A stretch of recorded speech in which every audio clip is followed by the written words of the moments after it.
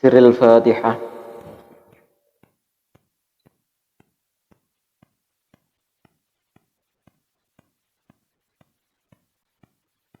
A'udzubillahi minasyaitonirrajim. Bismillahirrahmanirrahim. Qala al-mu'allif rahimahullah nafa'ana bi ulumi bi asrari fid dharain amin ya rabbal alamin.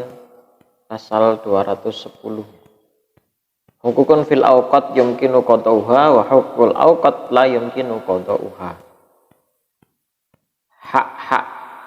Hak dan kewajiban di dalam waktu itu mungkin untuk dikodok, diganti. Wa hukukul awqat, tetapi hak-haknya waktu, hak dan kewajibannya waktu itulah yumkinu qadauha, tidak bisa atau tidak mungkin digantikan. Idmamin waktin yaridu illa wallahi alaika fi haqqun jadidun wa amrun akidun wa kaifa takdi fi haqqa ghairihi wa anta lam takdi haqqallahi fihi. Karena di dalam waktu itu terdapat hak dan kewajiban yang baru. Jadi setiap waktu itu pasti ada hak dan kewajiban yang setiap waktunya ya baru, bahasanya hakun jadidun wa amrun akidun, dan perintah-perintah dan setiap perkara yang dikuatkan. Pakai fatak difihi haqqa ghairihi, maka bagaimana bisa diganti dengan hak yang lain sedangkan waktunya atau waktu ya ada satu waktu yang telah ditinggalkan. Wa antalam takdi haqqallahi fihi, bahasanya sedangkan kamu belum memenuhi, belum menunaikan haknya Allah di dalam waktu yang tertinggal tersebut. Bahasa Indonesia ini, berbagai kewajiban yang dikerjakan pada sejumlah waktu dapat diganti. Kewajiban yang dikerjakan pada sejumlah waktu dapat diganti. Namun kewajiban terhadap sejumlah waktu atau keadaan tidak dapat diganti. Asalnya, tidakkah satu waktu tiba kecuali membawa kewajiban baru dan perintah penting dari Allah yang harus kau tunaikan. Bagaimana mungkin kau menunaikan hak yang lain sedangkan di dalam hak Allah tidak, di dalamnya hak Allah tidak kau tunaikan. Kewajiban-kewajiban pada waktu-waktu tertentu berupa sholat, puasa dan sebagainya bisa diganti di lain waktu apabila waktu yang telah ditetapkan untuknya telah terlewat.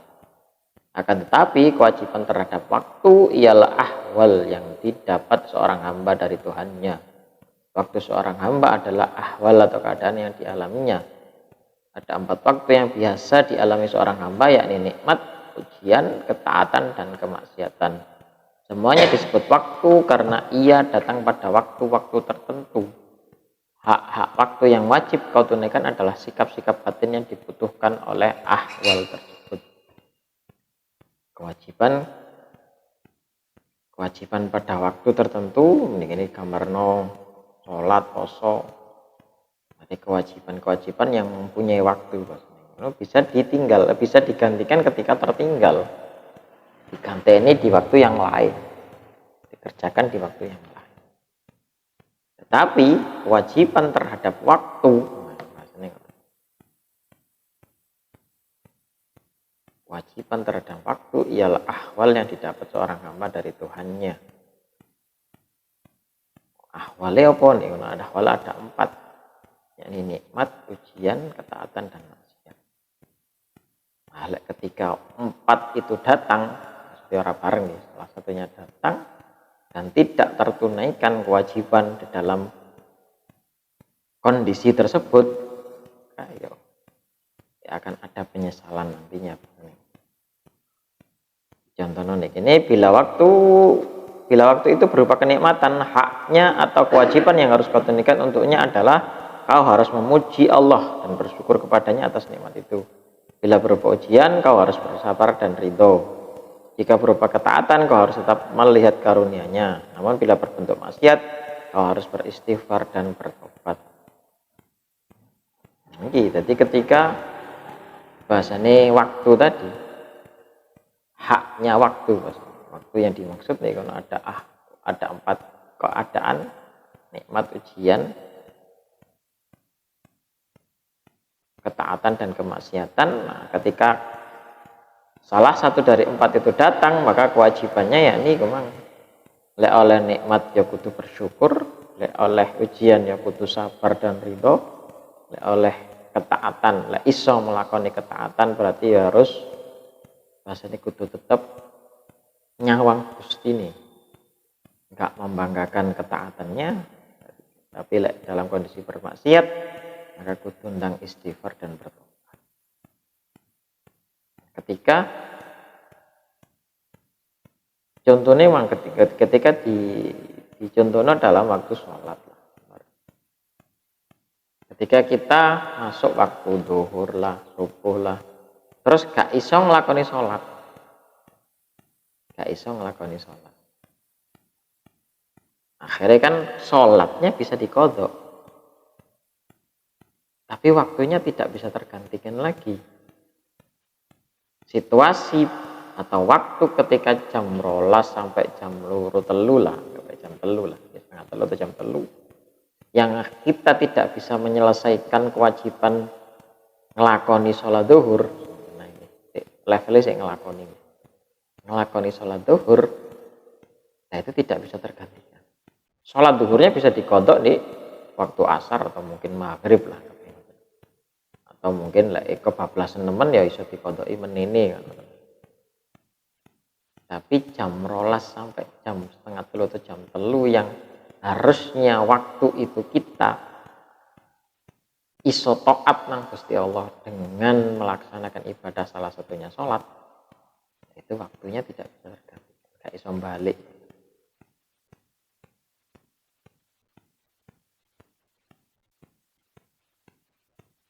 Yang harusnya awake dhewe iso taat dengan melakoni atau mungkin mendapatkan nikmat kesempatan bahasanya iso ngelakoni sholat salah satunya. Nah, itu waktunya sudah tidak bisa.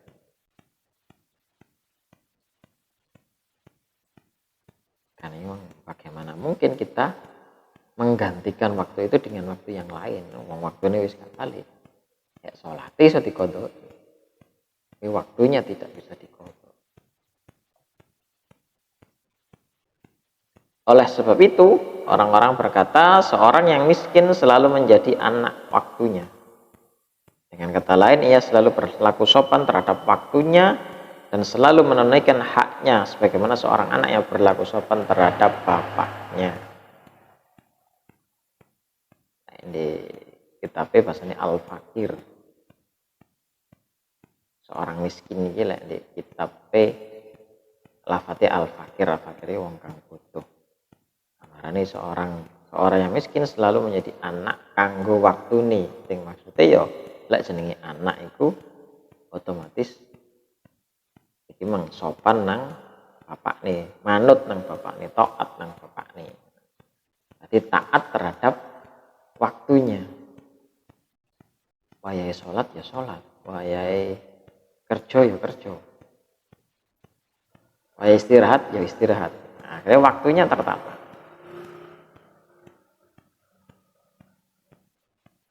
Lalu menunaikan haknya waktu bahasanya.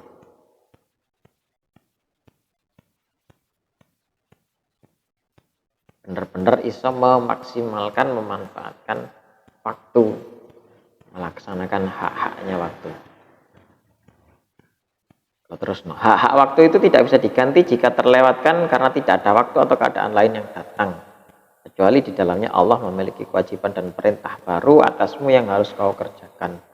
Oleh karena itu tidak ada hal lain bagimu kecuali kau harus menunaikan hak waktumu agar tidak ada kewajiban yang kau lewatkan.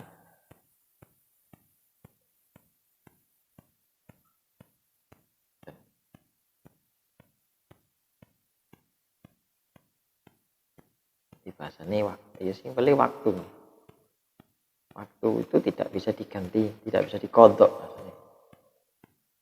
Oh, kita jam duhur jam rolas sampai jam telu gak kober ngelakoni sholat duhur, akhirnya dikodok.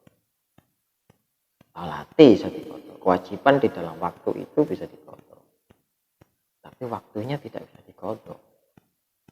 Bahwa selain sholat duhur, kewajiban sholat duhur itu ada hal-hal lain yang bisa kita kerjakan,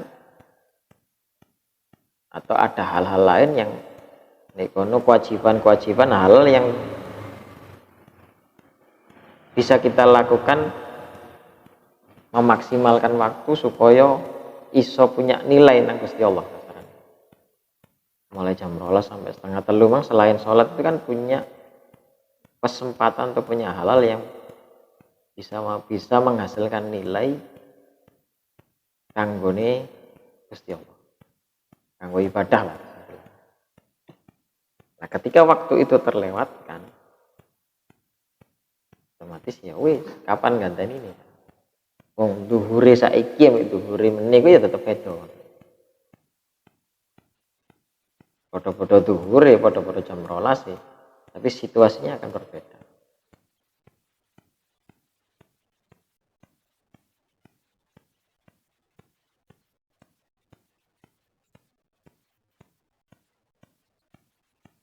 Setiap hari kan situasi kita akan terus berbeda.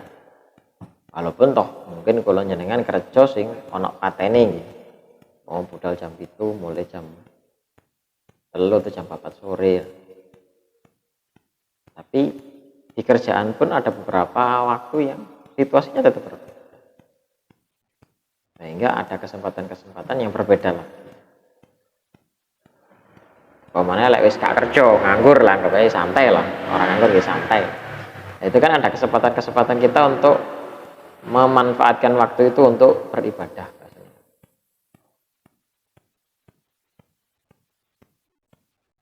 Nah, ya ketika kita melewatkan kesempatan itu ya wis kayak iso diganteni.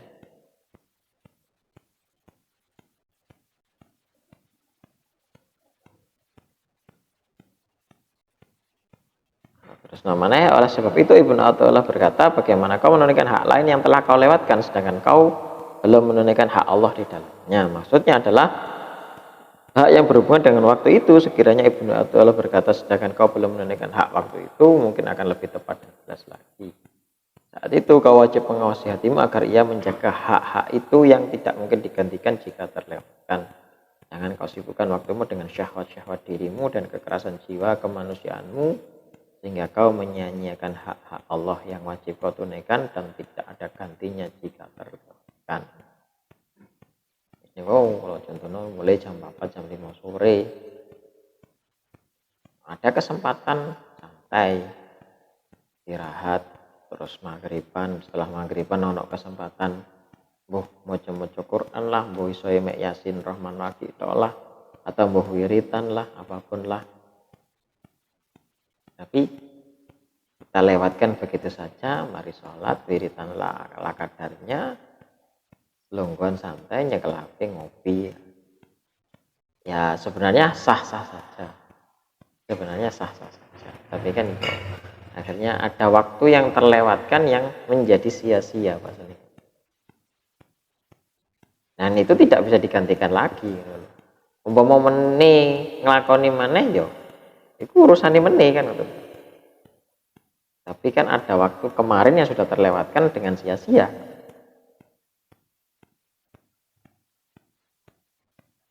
Ini meneh terus akhirnya lebih waspada lah bahasanya ini. Maka wajib mengawasi hatimu agar ia menjaga hak itu. Jadi lebih waspada ya. Ya itu kan urusannya meneh. Artinya ada satu hari yang masih menjadi hari yang sia-sia mereka terlewatkan tadi. Kesimpulannya adalah bahas waktu, bahwa waktu itu sebegitu pentingnya, sebegitu berharganya waktu. Kewajiban di dalam waktu bisa digantikan, tapi waktunya itu sudah tidak bisa tergantikan.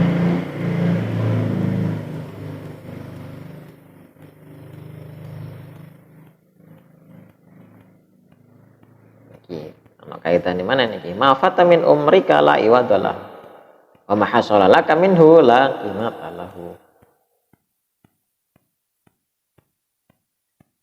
Sesuatu yang terlewat, ma fata yang pedot, bahasa ini fata ini pedot, yang terputus dari umurmu itu tidak ada gantinya. Usia yang terlewatkan itu tidak bisa digantikan. Wa ma hasala, dan apa yang dihasilkan, apa yang kau hasilkan darinya itu tidak ternilai harganya. Lagi mata lagi. Lagi mata itu orang kena diaji kerto. Tidak bisa dihargai lagi. Usiamu yang berlalu tidak akan pernah kembali lagi. Jika kau tidak melakukan amal saleh di sepanjang usiamu, kau akan kehilangan kebahagiaan sebesar usiamu itu. Dan kau tidak akan mendapatkannya lagi. Apa yang kau raih selama usiamu tak ternilai harganya dan tak bisa diukur dengan apapun. Jika kau sibuk dengan hak-hak Allah selama usiamu, kau akan meraih kerajaan besar di akhirat. Kemuliaan aku yang tidak akan fana. Oleh karena itu, para salaf soleh amat memperhatikan setiap desah nafas dan setiap detik waktu mereka dengan segera menggunakan kesempatan dan waktunya. Mereka senantiasa tidak puas dengan apa yang telah mereka lakukan untuk Tuhannya. Dalam hadis disebutkan, waktu yang tidak dimanfaatkan seorang hamba untuk mengingat Allah akan menjadi waktu penyesalan baginya. Ada yang berkata, di hari kiamat akan diperlihatkan kepada setiap hamba hari-hari yang telah dilaluinya dalam bentuk simpanan yang diletakkan berbaris-baris di dalam 20 lemari. Setiap lemari terdapat satu kenikmatan atas amal soleh yang telah dilakukannya di dunia. Jika suatu ketika ia telah melakukan amal soleh, lemari itu terlihat kosong. Ia pun akan menyesalinya, namun saat itu penyesalan sudah tidak lagi berguna. Kaitannya memang bahwa sebegitu berharganya waktu, maka sehingga ketika terlewatkan, ya wes tidak bisa digantikan. Kaitannya dengan pasal yang sebelumnya tadi. Bahwa ya ini kewajiban-kewajiban dalam setiap waktu itu bisa digantikan. Level yang sholat lah, poso dah, apapun itu, sing di waktu-waktu ketika tidak terlaksana, ketika terlewatkan seiso dikodok, seiso diganti. Tapi waktunya tidak bisa digantikan.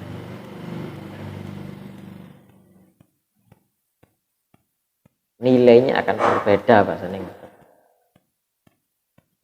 Ini usia yang telah berlalu ini tidak akan pernah kembali.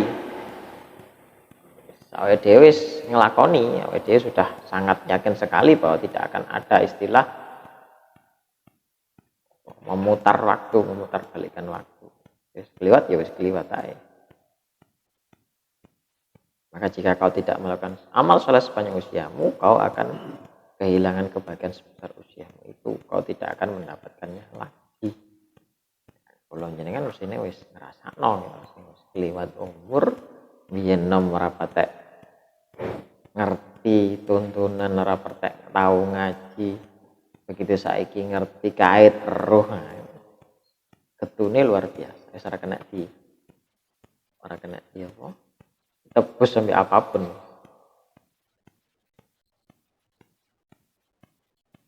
Karena ini apa yang kau raih selama usiamu tak ternilai harganya dan tak bisa diukur dengan apapun.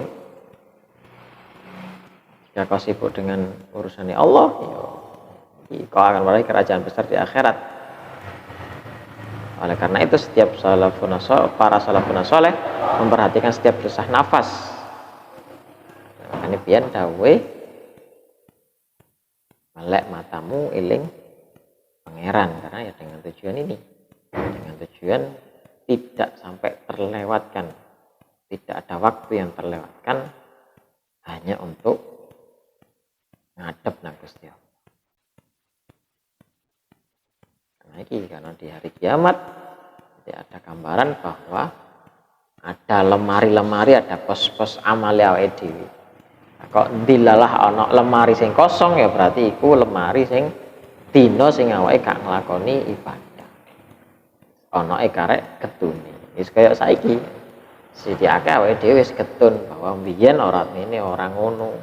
Ora tau ngene, ora tau ngono.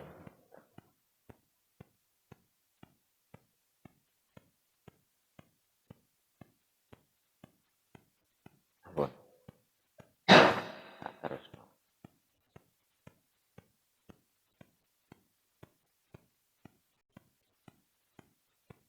Mencintai sesuatu. Ma ahbabta syai'an illa kunta lahu abdan wa huwa la yuhibbu an takuna li ghairi abdan.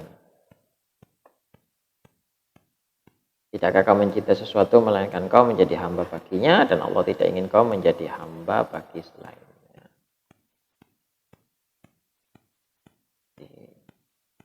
Kula jenengan iki ora bakal dadi hamba. Kalau jenengan ini bakal dadi budak, dadi hambane sesuatu yang kita cintai. ma ahbabta syai'an illa kuntalau abdan. Bahwa dhewe iki bakal dibudak karo sesuatu yang kita cintai. Wa huwa la yuhibbu an takuna li ghairi abdan. Dan itu Allah gak cinta, gak seneng nang makhluke sing dadi hamba selain nang Gusti Allah dhewe. Bila kau mencintai dunia, kau akan menjadi budaknya, karena kecintaanmu terhadap sesuatu membuatmu tunduk dan terikat kepadanya. Bahkan kau juga tidak akan mau lepas dan mencari gantinya. Sebagaimana dikatakan, cintamu kepada sesuatu akan membutakan matamu dan membuatmu bisu.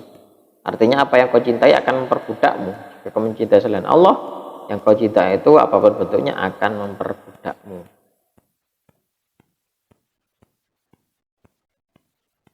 Ketika awake dhewe cinta nang selain Gusti Allah, cinta dunia, awake dhewe kau akan menjadi budaknya, karena kecintaanmu terhadap sesuatu membuatmu tunduk dan terikat kepadanya. Apapun ini bentuk dunia nggih. Seneng duit, seneng mobil, seneng bojo, seneng anak, apapun itu ya pasti terbudak oleh mereka. Cinta nemen nang anak, akhirnya ya ana anak rewel titik no wis bingung. Cinta nang bojo ngoten. Mentutut titik bingung. Cinta nang duit. Walong titik bingung. Gak duwe tambah bingung. Cinta nang kendaraan mobil. Red titik tersulo. Apapun itu yang jelas yang berupa keduniaan, berupa urusan duniawi, yaitu terbudak. Ya sebenarnya ketika kita cinta Allah ya akan menjadi budaknya Allah, tapi kan beda, jadi budaknya Gusti Allah. Makanya cintamu kepada sesuatu akan membutakan matamu dan membuatmu bisu. Artinya apa yang kau cintai akan memperbudakmu. Nah, jika kau mencintai selain Allah, yang kau cintai itu apa bentuknya akan memperbudakmu. Lek cintai nang Gusti Allah, ya sebenarnya ya buta, ya iso bisu. Tapi kan beda. Nah, makanya yang dibahas di awal-awal ono makom. Di level tertentu ada makom fana. Oleh bahasanya awake dhewe makom jadzab.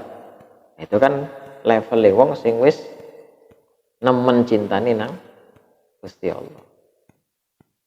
Nah, perbedaannya lek sing jadab donya ya gendengi donya ya stres. Lek sing gendengi Gusti Allah ya gendengi itu. Sementara itu Allah tidak mau kau menjadi budak bagi selainnya. Allah tidak rela dengan hal itu. Dalam hadis disebutkan celakalah budak dinar, celakalah budak dirham. Ono terusan itu hadis celakalah budak anak, budak istri terusan. Al-Junaidi berkata, sesungguhnya kau tidak akan benar-benar menjadi hamba Allah yang sebenarnya selama kau masih mencari selainnya. Kau pun tidak akan sampai pada kebebasan yang sesungguhnya karena kau harus menunaikan hak-hak ubudiyah kepadanya.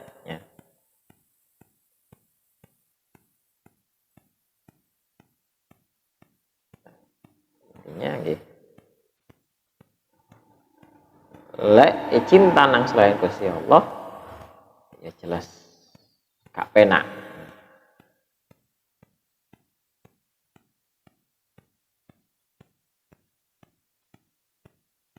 La tanfa'uhu ta'atuka wa la tadurruhu maksiyatuka. Wa inna ma'amaraka bihadihi wa hanahaka an hadihi lima ya'udu alaika. La tanfa'u ta'atuka, ora ana manfaate taatmu iku kanggone Gusti Allah. Wala tadurru maksiatuka, dan juga maksiatmu iku ya ora bebayani kanggone Gusti Allah. Wa inna ma amaraka bi hadihi wa nahaka an hadihi. Lah lek Gusti Allah iku perintah nang awakmu dengan hadihi, dengan ini bas. Wa nahaka an hadihi, dan juga mencegah dengan dari sesuatu lima ya'udu alaika yang sebenarnya itu ya kanggo balik maneh kanggo awakmu dhewe. kareping. Ketaatanmu tidak bermanfaat bagi Allah karena Dia Maha Kaya, tidak membutuhkan alam semesta dan amal ibadah makhluk. Maksiatmu juga tidak mendatangkan bahaya apa-apa kepada Allah karena Allah Maha jauh dari perbuatan bahaya yang dilakukan makhluknya. Di ketaatannya awake dhewe, kemaksiatannya awake dhewe iku ya gak ngefek nang Gusti Allah. Sampeyan ngakoni gak ngakoni Gusti Allah iku ya tetep pangeran. Sampeyan ngelek-ngelekno Gusti Allah model sembarang kalir ya orang ngefek. Nah, wali awake dhewe taat kaya apa, jongger wali kaya apa sebenarnya kuwi ya ora efek nang Gusti Allah. Ya ora ndadekno Gusti Allah dadi tambah sae ngoten. Mbok sama sembah sampai kaya apa ya gak ono ngefeke kanggone Gusti Allah. Soale efeke kuwi nang balik maneh nang awake dhewe. Iya, Allah memerintahkanmu taat dan melarangmu bermaksiat tak lain untuk maslahat dan manfaat dirimu sendiri di dunia dan akhirat. Namun perlu diingat bahwa memberi manfaat bukan kewajiban yang harus tunaikan Allah, tetapi sebuah bentuk karunia. Di pasal-pasal sebelumnya kan bahwa awake dhewe oleh kemuliaan iki ora mergo taat. Awake dhewe besok mlebu surga iku ya sebenarnya ora mergo ibadah awake dhewe. Balik-balik maneh mergo karunia Gusti Allah. Makane kok dalam prosesnya itu kan ono syafaat Kanjeng Nabi, ono baca syafaatul uzma, syafaat terbesar itu kan syafaatnya Kanjeng Nabi. Mbok awake dhewe saiki ahli maksiat lek dilalah oleh dalan tobat yang akhirnya besok ditolong karo Kanjeng Nabi, diakoni dadi umat Kanjeng Nabi oleh syafaat Kanjeng Nabi, iki ya sik iso mlebu surga. Karena iki ana dalan, ana satu celah bahwa ya masuknya kita mendapatkan kemuliaan kita itu ya mergo karunia Gusti Allah. Orang mergo taat awake dhewe, orang mergo macam-macam makhluk. Mergo karepe Gusti Allah. Nah, runtutan syariatnya, runtutan logisnya kan. Oh nanti deh akhirat itu ono prosesnya awake dhewe dadi umat Kanjeng Nabi iki oleh syafaat Kanjeng Nabi. Nah kan ngoten runtutannya. Bahwa Gusti Allah itu kan sangat mungkin melakukan semua hal sing dikarepno Gusti Allah. Wong ahli ibadah dicemplungno neraka iku ya sah-sah wae. Atau sebaliknya wong ahli maksiat dicemplungno surga karo Gusti Allah iku ya sah-sah wae urusane Gusti Allah. Tapi kan ya orang ngono proses. Pasti ada proses-proses yang apa bahasane logis yang melalui jalur syariat lah. Jalur syariatnya niku wau awake dhewe dadi umat Kanjeng Nabi ku ya lek ditulungi Kanjeng Nabi ku ya selesai sudah urusan. Lek iso oleh syafaat Kanjeng Nabi ku ya selesai urusan.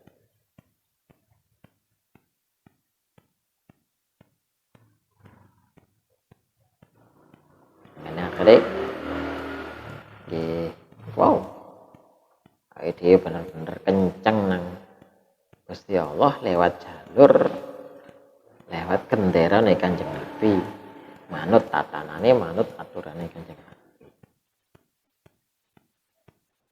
Saiki bulan mulut ya seneng nang Kanjeng Nabi mulutan ya. Tapi seneng wong prakteke kan ya manut ya. Ya nglakoni tuntunane ora mek seneng hura-hura selawatan ya. Selawatane sae-sae mawon. Tapi lebih sae lagi lek nglakoni tuntunane.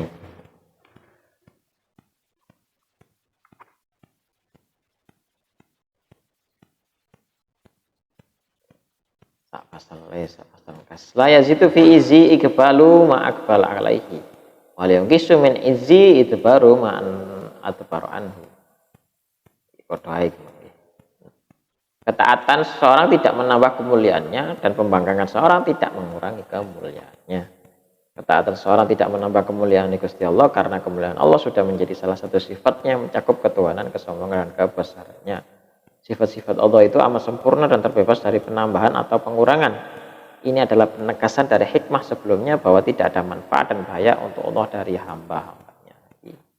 Menguatkan pasal 213 ini. Oh ya, ketaatan awake dhewe iku gak nambah-nambahi mulyane Gusti Allah.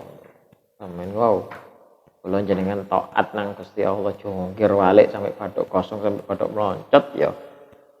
Itu tidak ada efeknya kanggo nih Gusti Allah. Gak menambahi kemuliaan Gusti Allah.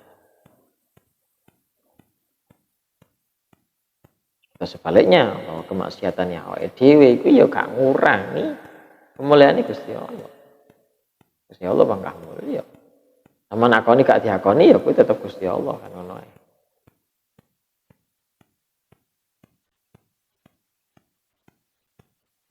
Pasane supaya itu kebenaran yang absolut. Artinya ya tidak ada efek, tidak ada pengaruh, tidak terpengaruh oleh apapun.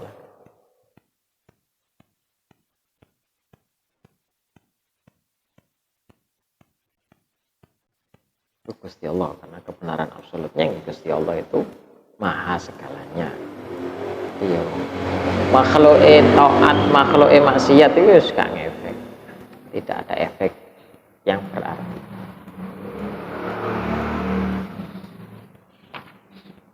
Pun ilahuna wallahu taala alam shawab. Al-Fatihah.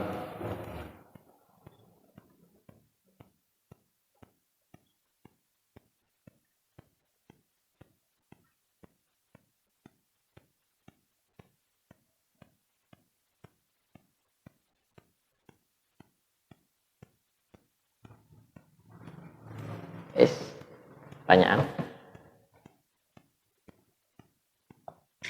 Ya, Tris.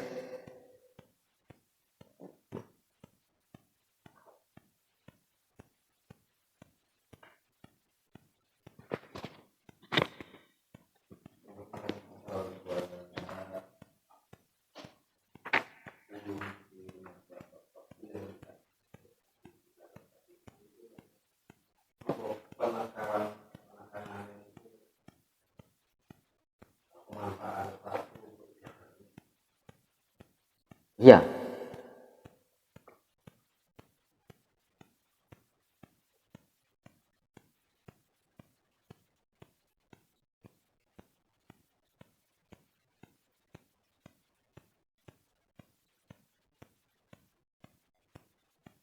Iya, memang arahnya ke sana ya.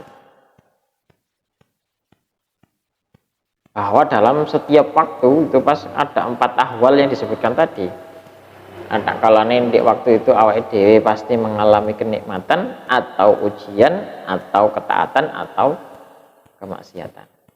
Nah, bisa jadi ya 4 itu kelakon loro, kelakon salah satu atau mungkin kelakon berapa. Barengan yo koyo enggak mungkin. Jelas mbuh 2 atau 1 pasti terlaksana di antara 4 ahwal, 4 keadaan tadi. Nah, dengan keadaan itulah bagaimana kita menyikapi kondisinya. Memang disebutkan lek nikmat, lek awake dhewe pas mengalami kenikmatan ya kudune akeh-akeh muji syukur. Lek pas ana ujian ya kudune sabar dan ridho.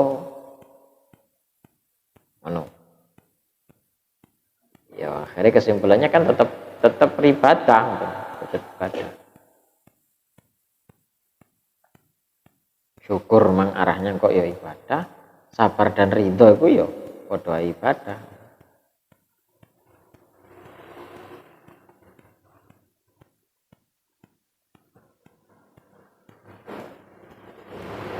Ya apa Cak? Jadi dalam kondisi kemauan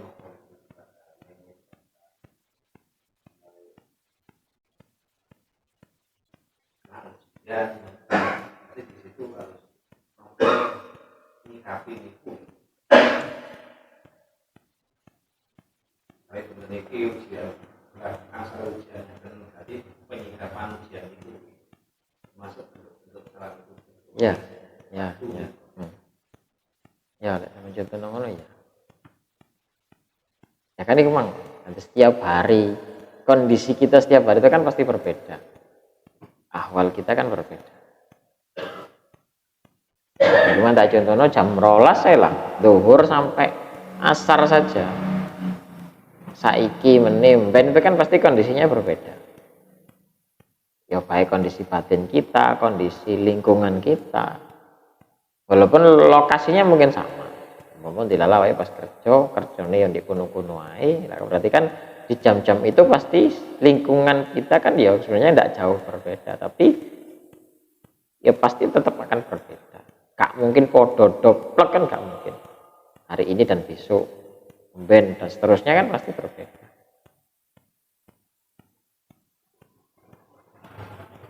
Nah, akhirnya bagaimana kita menyikapinya?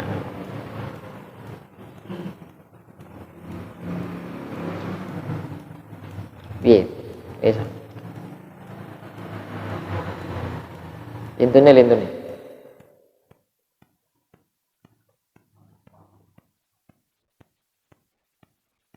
Pin.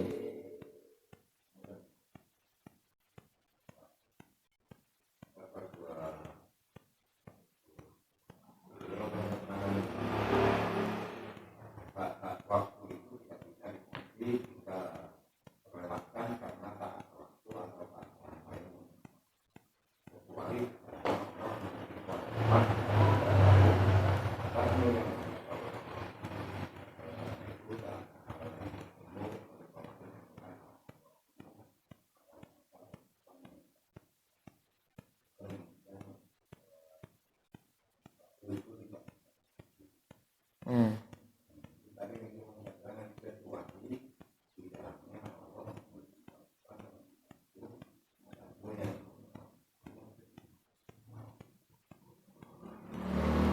Ya iku mah dicontohno cak terus iku mah.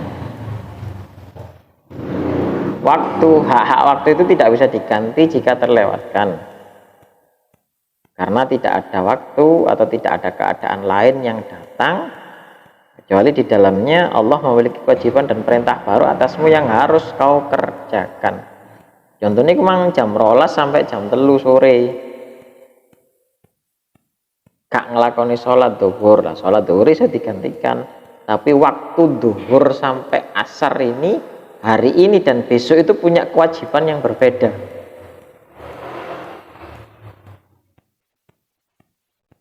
Tidak ada waktu atau keadaan lain yang datang kecuali di dalamnya Allah memiliki kewajiban dan perintah baru atasmu yang harus kau kerjakan. Maksudnya tidak ada waktu lain yang datang. Artinya hari ini di jam zuhur hari ini itu ada kewajiban dan perintah Allah yang harus kita kerjakan. Dan ini tidak datang di lain hari, di lain waktu lagi. Ya waktu zuhur kewajiban yang datang hari ini di jam itu ya siku tok. Zuhur meneh kewajiban baru lagi. Perintah baru lagi. Bagaimana menyikapinya akan berbeda lagi melihat situasinya yang berbeda. Nah, ini memang terusan nih. Oleh karena itu tidak ada hal yang lain bagimu kecuali kau harus menunaikan hak waktumu agar tidak ada kewajiban yang kau lewatkan.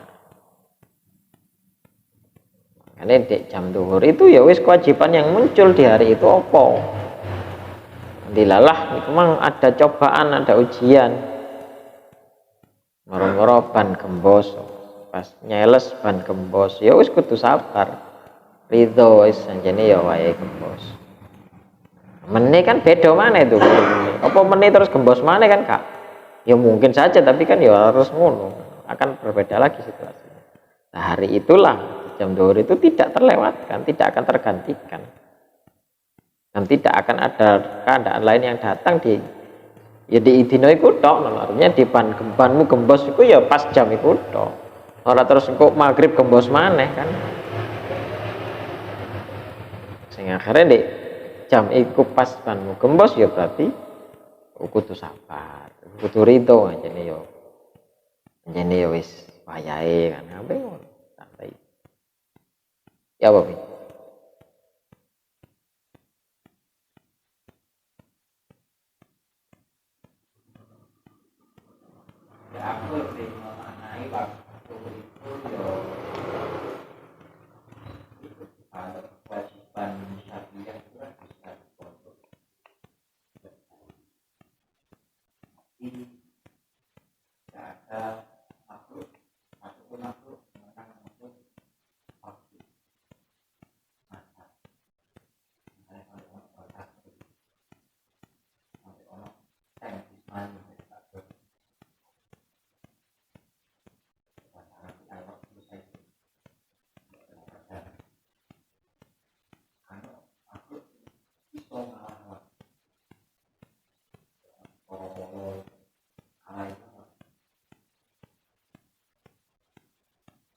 Kalau itu